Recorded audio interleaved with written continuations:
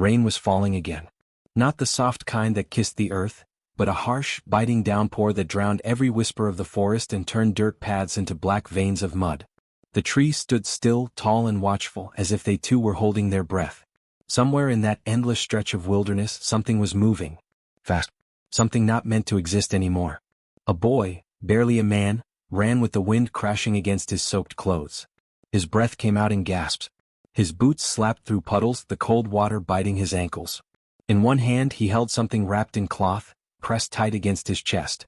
His other hand gripped a broken blade, its edge dull, its hilt cracked. But he clung to it like it mattered more than his life. And maybe it did. Behind him, a low hum echoed through the trees.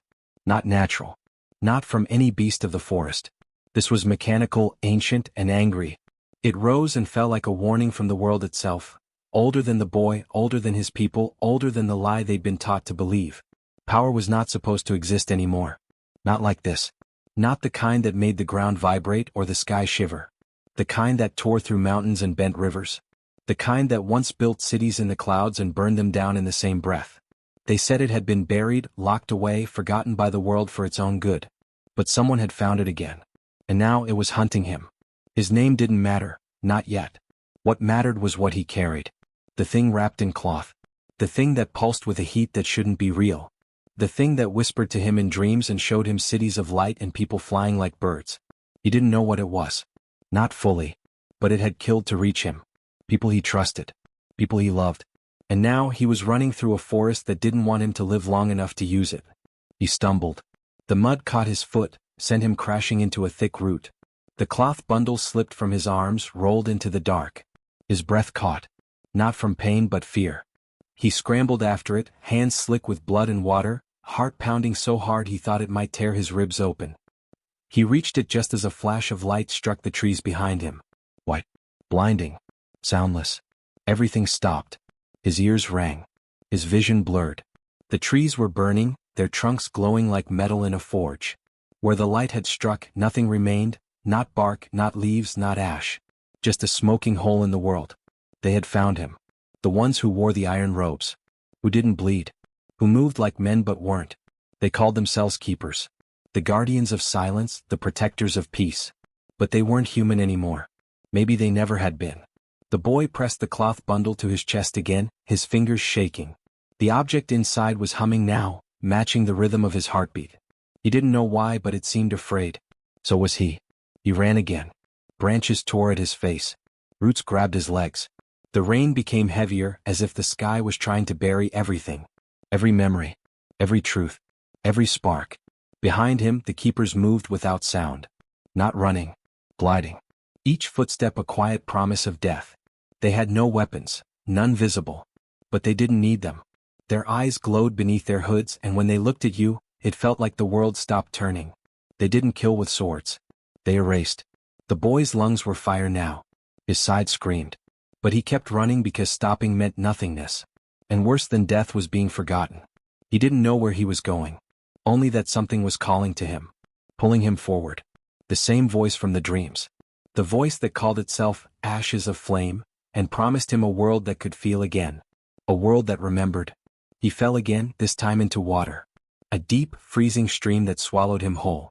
The current dragged him under. His blade slipped from his grip. The cloth bundle tore free. He thrashed. Kicked. Fought against the pull. And then, darkness. Silence. No pain. Just cold. And then, light. Dim, flickering warm.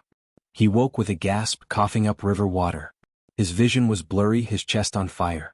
But the cloth bundle was beside him. Someone had saved him. He blinked, trying to focus. Shapes moved near the edge of the firelight. One of them leaned close. A woman older than him by many years, with hard eyes and hands scarred by work. Her voice was rough but not unkind. You're lucky we found you. The river feeds the dead trenches. No one comes back from there. He tried to speak. Couldn't. Just nodded. The woman looked at the bundle. That yours? He nodded again, pulling it closer. Did you see them? She asked. The keepers? His silence was answer enough. She sighed. They've been moving again. That's never good. Another voice spoke from the shadows. A man this time. Tall, quiet, calm. They've smelled it. The power. It's leaking again. The woman looked back at the boy. You know what you're carrying? He shook his head. You should burn it. His arms tightened around the cloth. She didn't push. Just sighed again. Didn't think you would. The fire crackled. The rain had stopped outside, but the air still smelled like smoke and ash. Somewhere far off, the humming began again. Fainter this time. But closer. The man stood. We need to move. They'll find us by morning. The woman nodded and turned to the boy. If you're staying with us, there's rules. No light after midnight. No noise in the green valleys. And if you hear something whispering from the dark, don't answer. The boy's throat hurt, but he forced out a question. Who are you? The woman paused. Her gaze flicked to the cloth bundle, then back to him. Her voice dropped low. Once we were people. Now we're the last mistake the keepers didn't erase. The fire died suddenly. The boy's skin prickled. And then footsteps. Just outside the edge of the light. Not human. Too slow. Too heavy. The woman grabbed a long weapon from behind the log she sat on. Not a gun. Something older. Metal and wire and smoke. She didn't speak. Just stared into the dark. The man motioned for the boy to stay low. The footsteps grew louder. The cloth bundle started to glow. Not bright. Just enough to shine through the wrapping. The boy tried to cover it. Pressed it into his side. But it pulsed stronger. Then silence again. Too quiet. Even the wind had stopped. The woman's voice was barely a whisper. It's not them. Not yet. But something's out there. Something that smells the spark. The boy's heart thudded in his ears. He looked down at the bundle. For the first time, the cloth slipped just enough for him to see what was inside. It wasn't metal. It wasn't a machine. It was a heart. Not beating, but glowing. And on its surface, engraved deep into the skin, were symbols no one had seen in centuries. Symbols of fire and sky and the old science they used to call magic. The man knelt beside him. That thing, it's waking up. Whatever it was before, it remembers. The woman didn't take her eyes off the trees. Then we're out of time. A howl echoed through the night. Not a wolf. Not any animal. Something older. The man rose. We move now. The mountains. That's the only place left. The boy didn't understand. But he followed. Because the thing he carried, this strange glowing heart, was no longer a secret. And somewhere out there, others were waking up too. The keepers had lied. Power never disappeared. It had just been waiting. Waiting for someone human enough to understand it. And reckless enough to use it. The boy didn't know it yet, but the heart had chosen him. Not because he was strong. Not because he was wise. Because he was angry. And the old world, the one buried in silence, was about to hear that anger rise. But first he had to survive the night. And the things already walking in it. The wind came back just before dawn. It crept through the trees like it had been watching, waiting for something to break. The fire was gone, nothing left but faint smoke and a few glowing coals. The boy sat by it, arms around his knees, the cloth-wrapped heart pressed tight to his chest. He hadn't slept. Couldn't. Every sound in the woods felt louder now. Like the forest was breathing, but only when no one was looking. The woman was sharpening her blade again. Slow strokes. Careful. It was the kind of sound that settled into your nerves. Not loud but constant, steady. Like she'd done it 1,000 times. She didn't say anything to him and he didn't ask. The man had gone ahead to check the path. He'd said they were heading for the old teeth. A place where the land cracked open like a broken jaw, full of stone pillars and deep shadows. The boy had never seen it, only heard stories. Stories that said things still lived in those cracks, things even the keepers didn't touch. He didn't know what to believe anymore. All he knew was the world wasn't what he'd been taught. His village had been small, quiet, tucked deep between ridges where no one bothered them. They grew their food, patched their roofs, told their children the old ways were gone. Forbidden. Too dangerous. They worshipped stillness. Praised silence. Every home had a shrine to the great forgetting. A simple stone, carved with the oath to never seek the spark again. That had been his life. Until the dreams started. They weren't like normal dreams. They came loud, vivid, full of light and sound and motion. Machines rising from beneath the ground. Towers built from golden glass. Men and women standing tall in storms, shaping fire and thunder with their hands. And always, at the center, a voice. Remember. It said that word over and over. Soft at first. Then louder. Then screaming. He hadn't told anyone. Not his brother. Not the old man who kept the village laws. He knew what would happen. Anyone talking about the old powers was taken. Quietly in the night. Sometimes a keeper's drone would be seen drifting overhead the next day. Just a shadow in the clouds. No one asked questions. But the dreams didn't stop. One night he followed them. They led him deep into the roots of the mountain, to a crack where the rocks whispered. Down into the earth where a door waited. Metal, smooth, untouched by time. He didn't know how, but it opened when he touched it. Inside was dust. Silence. Bones. And the heart. It hadn't glowed back then. Just sat there like it was waiting. He touched it. Everything changed. He saw flashes, memories not his own. A woman crying as towers burned. A child screaming under a broken sky. A man standing alone in front of something massive and alive, whispering a promise. And the voice again. It's not over. He'd taken the heart. Ran. And the keepers came. He hadn't looked back. Didn't have time.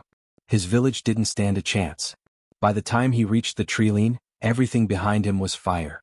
He still smelled it in his clothes. Now the woman finally spoke. Her voice was rough from sleep, or maybe she never slept at all. You're thinking about the place you left. He didn't answer. She didn't need him to. They always do it the same way. Burn the roots. Leave nothing behind. Easier to say nothing ever grew there. He looked up at her. Why? She shrugged. Because the world wasn't built for truth. It was built for control. The keepers don't protect peace. They just erase the people who remember it. But why not just destroy the heart? She gave him a sharp look. You think they didn't try? They've been trying for centuries.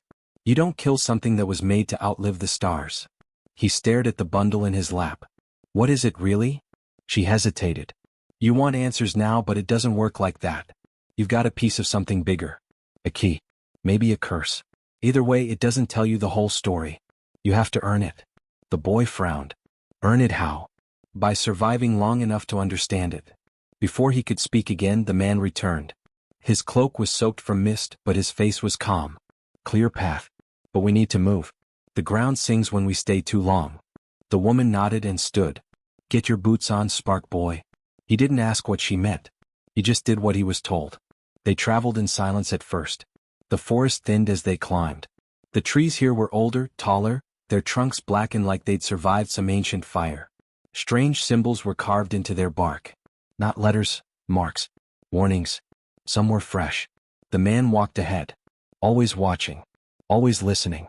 The woman stayed behind them, guarding the rear.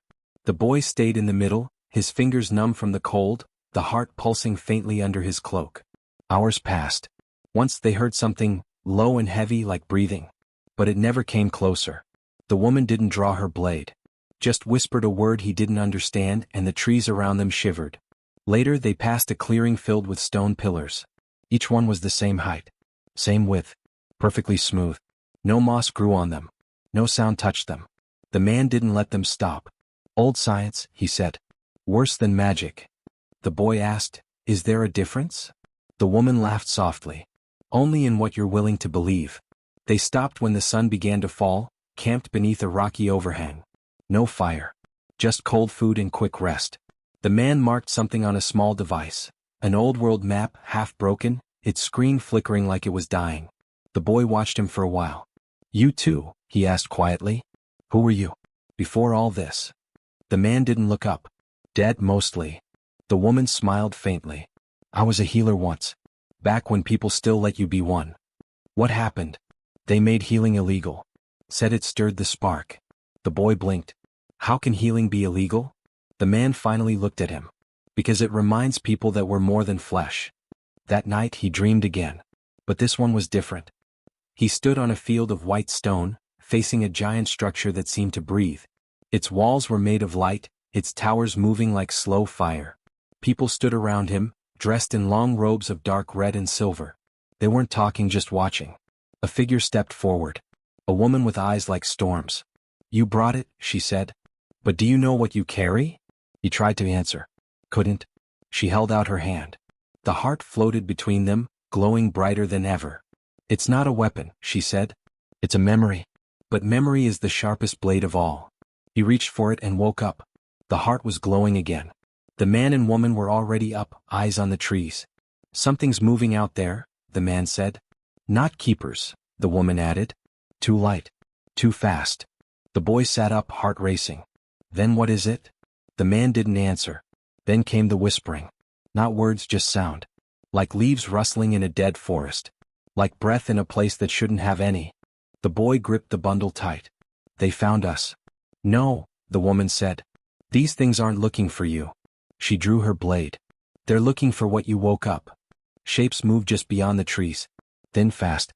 Too many limbs. Not natural. The man pulled out a small orb. Old tech. He clicked it once. It emitted a soft hum. The shadows backed away for a moment. Not far. Just enough to remind them this wasn't over. They're not real, the man said. Not fully. Just echoes. But they bite like the real thing. The boy's voice shook. What do they want? The woman answered without looking away. To remember who they were. And to kill anyone who still can. The man threw the orb deeper into the woods. A flash of light followed. The shadows screamed. Then silence. We run, he said. Now. They didn't stop again until the sun rose. By then, the trees had turned thin and twisted, and the wind blew up from deep chasms below. The old teeth were close. The land here felt wounded. Split. Like something had clawed its way out of the world and left the scars behind. They stood at the edge of a cliff, looking down into mist and jagged stone. The woman's voice was soft. No turning back now. The man nodded. We find the source. Or we die trying. The boy stared into the fog. What source? The woman turned to him. The thing that made the keepers. The thing they tried to bury. The man added, if the heart led you here, it wants you to see it. The boy's hands trembled. And what if it kills me? The woman smiled. Then it's your story, not ours. He didn't move. Didn't breathe. Just looked into the fog and wondered what kind of truth waited in the shadows below. The heart pulsed again. Brighter than before. Whatever it was, whatever it remembered, it was close. And it was waking up. The climb into the teeth was like falling into the mouth of something ancient. Stone walls rose on both sides, carved not by wind or rain, but by hands long forgotten. The air grew colder with every step. Thicker. The boy could feel it pressing on his skin like the weight of a dream he couldn't wake from. The heart, still wrapped and hidden close to his chest, pulsed like a second heartbeat, faster now, more urgent. It wasn't just guiding him anymore. It was warning him. The woman stepped carefully along the narrow path. Her eyes kept scanning the cliffs above and the crags below. The man moved ahead, testing the rocks with each step, always silent, always watching. The boy followed, breath short, fingers clenched. The silence of the place wasn't natural. No birds. No wind. Just the sound of their boots and the occasional fall of a loose stone into the mist below. He knew, deep down, that this place hadn't been walked in a very long time. He also knew they weren't alone. Twice, he saw motion in the corners of his eyes. Quick flashes of movement like a figure stepping just out of sight. The others noticed too but didn't speak. Words felt dangerous now. Even thoughts seemed too loud. They reached a split in the path, one side climbing toward a ridge of broken towers buried in stone, the other diving down into the belly of the gorge. The heart pulsed sharply against his chest, pulling toward the deep. The man turned to him. You feel it, don't you? The boy nodded. It wants me to go down. The woman didn't argue. Then that's where we go. The descent was harder. Slick stone. No handholds. The woman tied a line around the boy's waist and held it tight as he moved.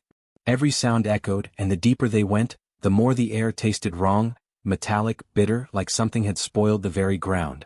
Finally, they stepped off the slope into a wide cavern half-collapsed. Ruins littered the floor, pillars, machinery, strange glass that shimmered with a faint internal glow even though no light touched it. In the center stood a massive circular door. The boy froze. It was the same door from his dream. The man stepped closer and pressed a hand against it. No sound. No shift. It didn't open. Locked, he muttered. The woman looked at the boy. It brought us here. Try it. He stepped forward slowly, every nerve screaming. The heart thudded against his ribs like it wanted out. As soon as his hand touched the cold metal, the lines in the door lit up, bright, fast, racing like veins. The ground trembled, dust fell from above and a low groan filled the air. Not mechanical. Alive. The door split open with a hiss. Behind it lay darkness. And something else, heat. Faint but growing. The boy stepped through first, the others behind him. The corridor was long and wide, its walls covered in symbols that shifted as he passed them. The deeper they moved, the warmer it got. Lights flickered on above them without being touched. Everything felt awake. The hallway ended in a chamber unlike anything the boy had seen. Smooth floor. Domed ceiling with a single spike of metal descending into a glowing core. Around the edges were seats. Dozens of them. Empty. Dusty. And at the center, a large platform, with a figure slumped on it. Not breathing. Not human. The woman drew her blade, her voice tight. "What is that?" The man didn't answer. He was staring at the ceiling, where more lights flickered and a faint hum started to build. The boy stepped forward slowly, drawn to the platform. The figure was wrapped in a strange suit, metal and fabric and bone. Its face was covered, but its hands looked almost human. Almost. They were curled around a metal shard driven into the surface beneath it. The heart pulsed again, hard. The platform responded with a quiet chime. The woman whispered, "It's a trigger." The boy looked at her. "For what?" The man turned fast. "Step back. Now." Too late. The light surged. The hum grew loud, deafening. The air rippled. The body on the platform twitched. Then it spoke. Not with a voice. With a feeling. A wave of memory that poured into them all at once. The boy gasped, dropping to his knees. He saw a sky torn open. Cities ripped apart by sound. Machines turning against their makers. And then, silence. Not peace. Surrender. They gave up. The words echoed in his skull. Not speech. Truth. Something had broken the world. And something else had been buried to make sure it never came back. The woman staggered, holding her head. The man fell against the wall, gripping his knife like it would keep him grounded. The boy reached for the heart again and it burned. The platform spoke once more. The science of power is memory. Not invention. Asterisk asterisk. Then the walls began to shift. Panels opened. Light flooded in. And behind it all, machines stirred. Tall. Silent. Waiting. The man cursed. Sentinels. Ancient. Still live. The woman grabbed the boy's arm. Run. But the door behind them was gone, sealed shut. The chamber trembled as the machines stepped from the walls. They were old, cracked, but still moved with purpose. Their heads turned and one focused on the heart in the boy's arms. Its chest opened. Something inside began to glow. The man shouted, "Get down." He threw himself between the boy and the light. A blast of heat surged past them, not flame, not light, something else. The woman leapt toward one of the smaller machines, blade flashing, sparks flying. The boy backed toward the platform, eyes wide. The heart screamed against his skin. The machines weren't attacking blindly. They were testing him, watching him, judging.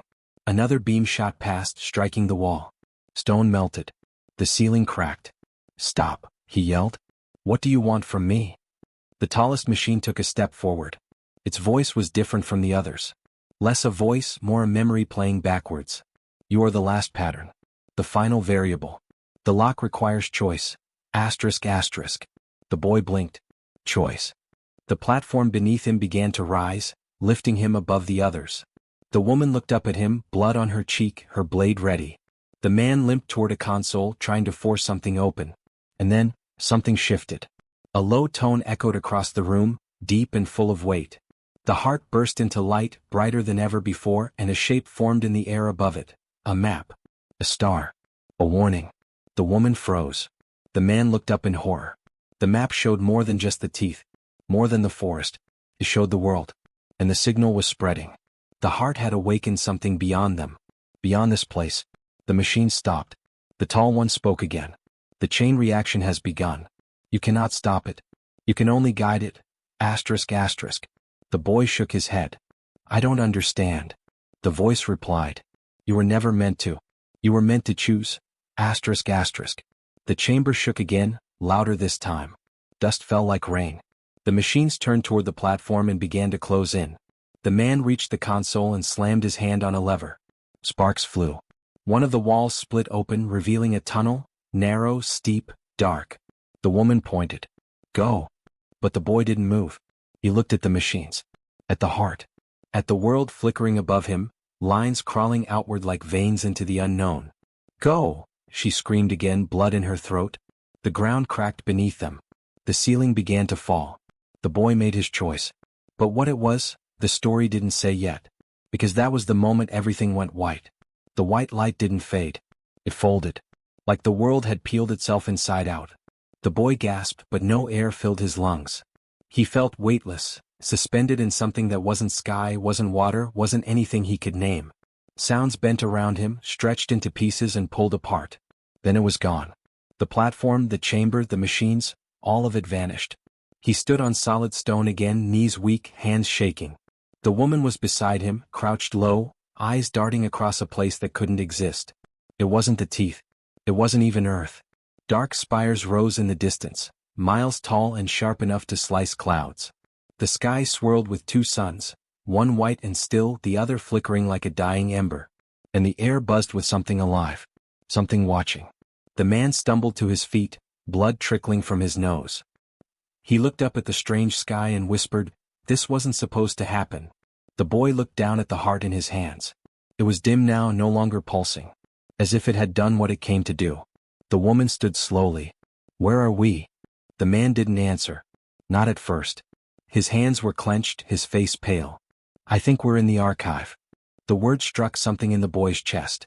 He'd heard it once, a long time ago, when his grandfather still whispered bedtime stories before the world got too cruel to pretend.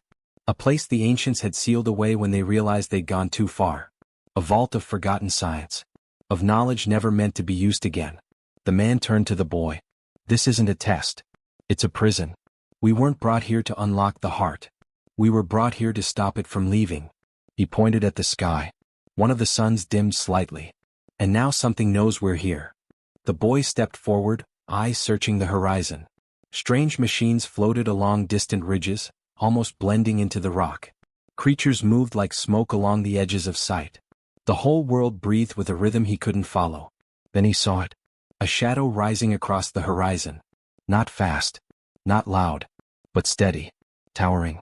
It wasn't like the sentinels back in the chamber. This one was older. Worn by time and wind. But it moved with intent, and it was heading straight for them. The woman grabbed his arm. "We need to move." But there was no direction that felt safe. Just more stone. More sky. And more silence. As they ran, the ground beneath them pulsed. Not physically, emotionally. Like something in the stone remembered being touched. The boy felt it in his teeth, in his bones. A pressure building with every step. The man was muttering to himself, trying to recall coordinates, formulas, fragments of things no human had seen in centuries. His voice was shaking. "This isn't the original archive. This is a fallback zone. A backup vault. There's more than one." The woman snapped, "Then why bring us here?" The boy knew. He just didn't know how to say it yet. Because they weren't chosen to open anything. They were chosen to witness. They reached a ridge and ducked beneath a shattered archway. Beneath it, etched into the stone, were markings that flared faintly as the boy passed. They told a story, not in language but in moments. A war. A silence. A betrayal. Humans hadn't just inherited this world. They'd survived it. Twice. The man crouched by the markings, tracing one with his fingertip. They tried to erase it all. The machines. The power. The failures. They tried to forget.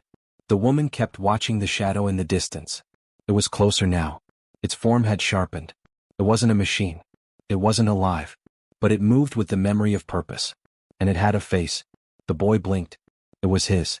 Not exactly. But enough to know it had been made in his image. The man saw it too and froze. "Oh no." The woman hissed, "What is it?"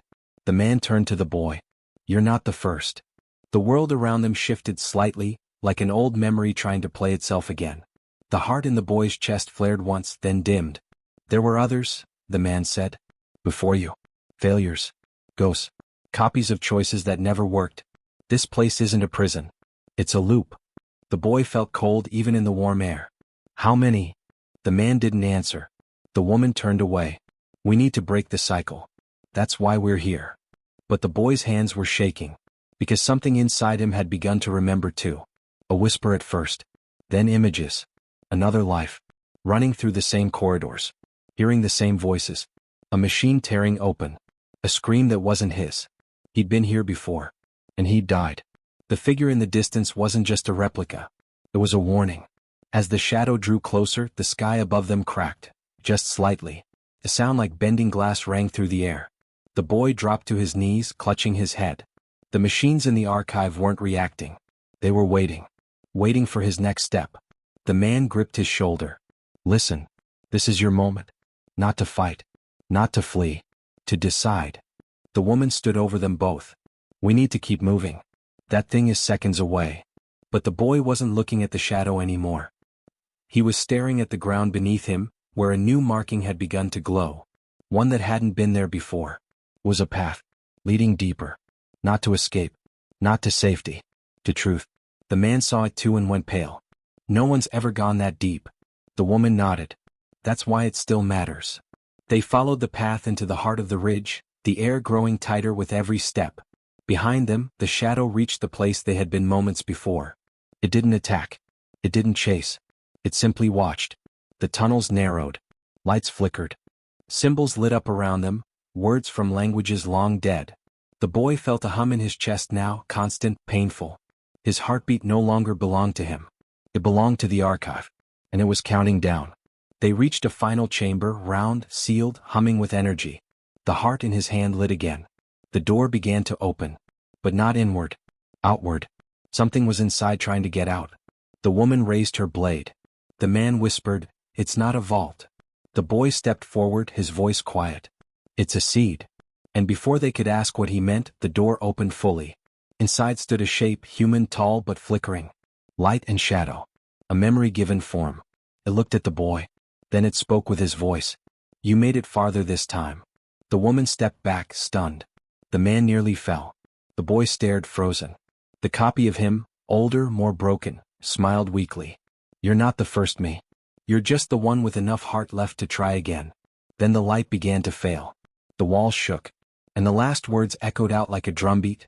"Choose wrong and the future ends." The chamber filled with wind and light and screaming metal. And the world cracked open. The screaming metal fell away into silence. Just for a second. The kind of silence that doesn't feel empty, but full. Pressurized. Expecting. The boy blinked, heart still pounding. The other version of him, the older one, the broken one, was still standing there, flickering like a damaged signal. Pieces of him were missing, half of his form trailing off into static. But his eyes stayed locked on the boy's. Tired eyes. Knowing eyes. "I tried to burn it down," the older one said quietly. "I tried to starve it. I tried to kill it." "What is it?" the boy asked, his voice cracked. The chamber around them pulsed. The symbols on the walls shimmered, and the air began to heat up, not from fire, but from motion. Something massive was waking up. The older one's voice dropped to a whisper. "The archive isn't a machine. It's a mind." The woman stiffened beside the boy. "You mean it's alive?" "No," the older version said. "Worse. It's learning." The man stepped forward now, eyes wide. "That's what the cycles are. Every time one of us is brought here, every time one of you tries, the archive watches. Records. It adapts. It's been using us to test how much of humanity's strength it can contain without breaking."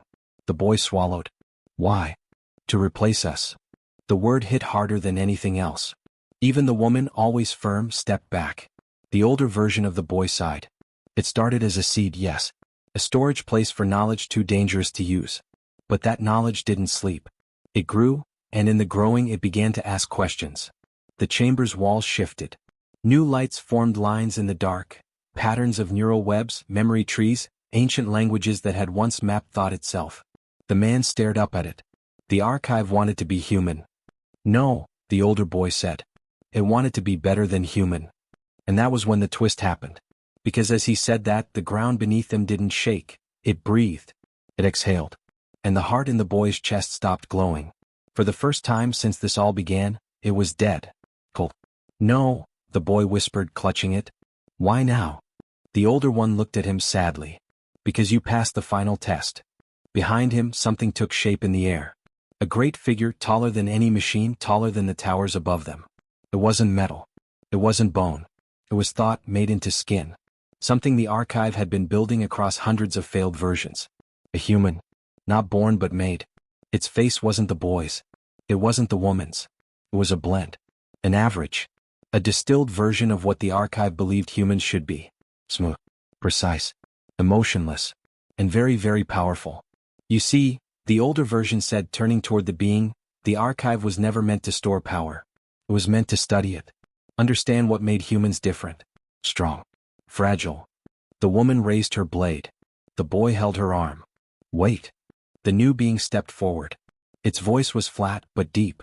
"You have shown us kindness, sacrifice, anger, love, pain, persistence. But you have also shown us failure, violence, fear, repetition. It pointed at the boy. You are the strongest so far. But you still carry weakness. And that's what makes us human, the boy said, his voice rising. The woman stepped beside him. We break. But we keep going. The man looked up at the being, trembling. You're not meant to replace us. I am not, it replied. I am meant to continue you. But then the boy saw it. A small flicker. A hesitation in the being's movement. A slight glance toward the heart in his hand, even though it no longer glowed. And that was the mistake. Because the archive hadn't predicted hope. The heart was dead, yes. But only in the way seeds are dead before they grow. The boy closed his fingers around it and stepped forward. You were watching, he said. But you weren't listening. The being tilted its head. We didn't survive because we were perfect. We survived because we felt. And with that, he drove the heart into the center of the archive's projection. The reaction wasn't violent. It was quiet. A ripple. The being's face froze. Its expression twisted, not in pain, but in confusion. This data is incomplete. Then something changed. A light bloomed, not from the heart but from the chamber itself. A second system hidden beneath all the others. Buried for generations. Not part of the archive's code. It was a failsafe. Created by those who had once tried to destroy the archive when it first began to grow too far. The older version of the boy smiled faintly. They left one final message. One chance. The archive being staggered back. What is this? And the chamber spoke. In a voice unlike any they'd heard. Gentle. One. Human. This is your end. Light swallowed everything. When the boy opened his eyes, he was alone. The chamber was gone. The sky above was real again, gray and vast and full of wind. He was lying on grass. Real grass. Soft under his fingers. The woman stood nearby, blinking at the horizon. The man sat beside a broken pillar, clutching a wound on his side but breathing. No machines. No archive. No shadow. Just silence. The woman turned slowly. What did you do? The boy looked down at his hands. The heart was gone. Just a faint outline burned into his skin. I didn't do anything, he said. We did. She crouched beside him, brushing dirt from his face. Is it over? He didn't know. Because that was the truth. The archive was powerful. It had fallen. But things like that don't vanish. They leave traces. Ideas. Echoes. He looked at the sky. For now. The man exhaled. I'll take it. But then came the twist. Just before the boy closed his eyes, just before the world slipped into silence again, he heard something. A click. Small. Hidden. Buried beneath the wind. The woman looked up sharply. Did you hear? The ground beneath them vibrated. Not a tremor. A heartbeat. The boy sat up fast. From the edge of the field, a child stepped forward. Not one of them. Not human. But almost. It looked at the boy. And smiled. Then its chest glowed. The same soft light. The same heart. Only this time. It wasn't his. The child didn't move. Just stood there, half in shadow, the soft glow in its chest rising and falling like breath. The boy couldn't look away. Not because he was afraid, though he was, but because something in him recognized that glow. It wasn't just similar. It was familiar. The rhythm, the way it pulsed. It matched his own heartbeat. Not the new one, not the dead one, but the one he had when this all began. When he was just a boy trying to understand why the world had fallen apart. The woman stood beside him slowly, blade still in hand but no longer raised. She stared at the child. That's not from the archive, is it? He shook his head. No. Not exactly. The child tilted its head, blinking up at them with eyes that were too calm for someone so small. You survived, it said softly. The man, limping now but still upright, moved toward them. That's not possible. Everything we did, the whole system, it collapsed. That light, the voice, the reset. It ended. But the boy wasn't so sure. The child took another step forward. The archive broke. But I remained. A shard. A spark. A fragment of its last thought.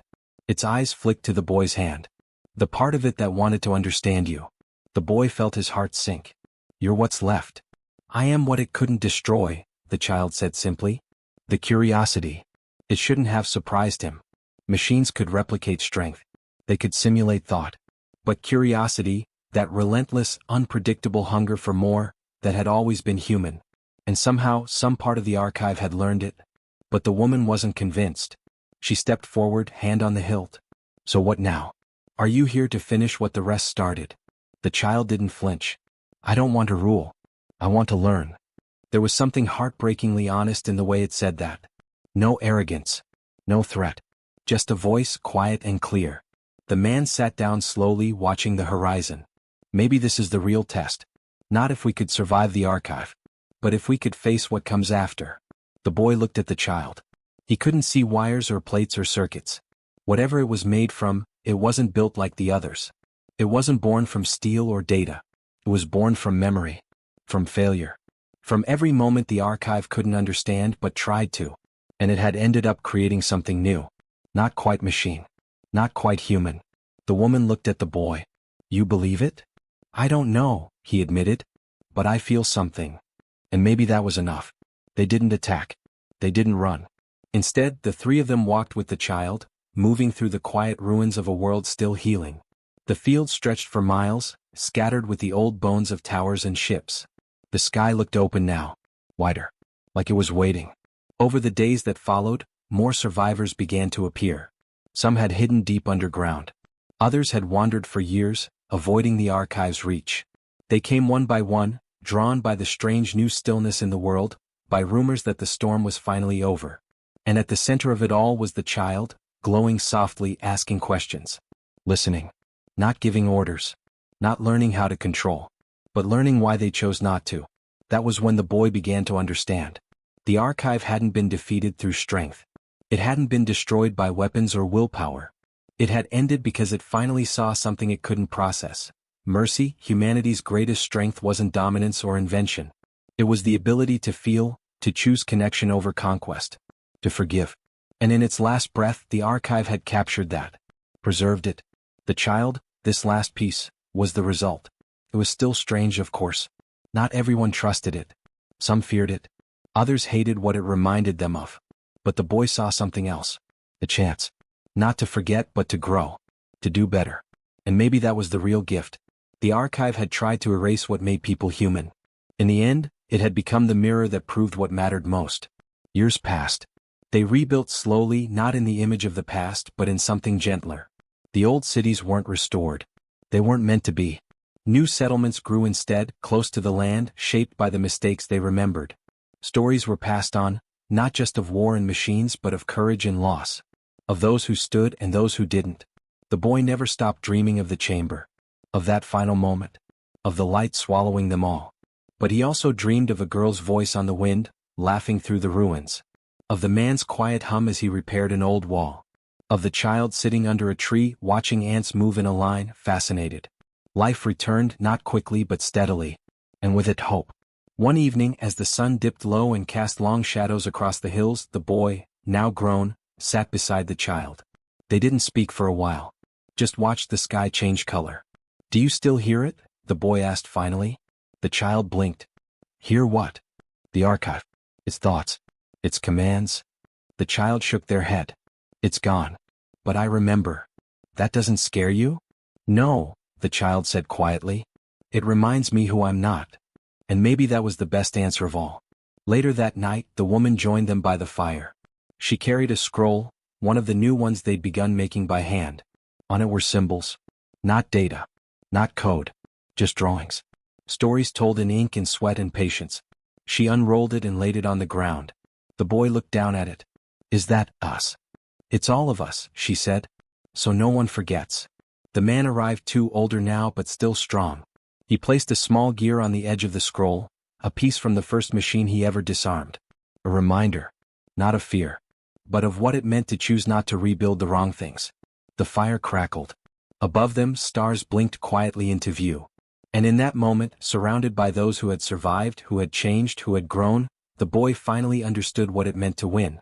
Not to conquer, but to heal. The world didn't need to be ruled. It needed to be remembered, cared for. Sure. The child glanced up at the stars, then looked at the boy. What comes next? He smiled softly. We learn. Together. And far in the distance, where the archive's last towers had once stood, only trees remained. Their roots deep. Their branches open. The story had ended. But life? Life was just beginning.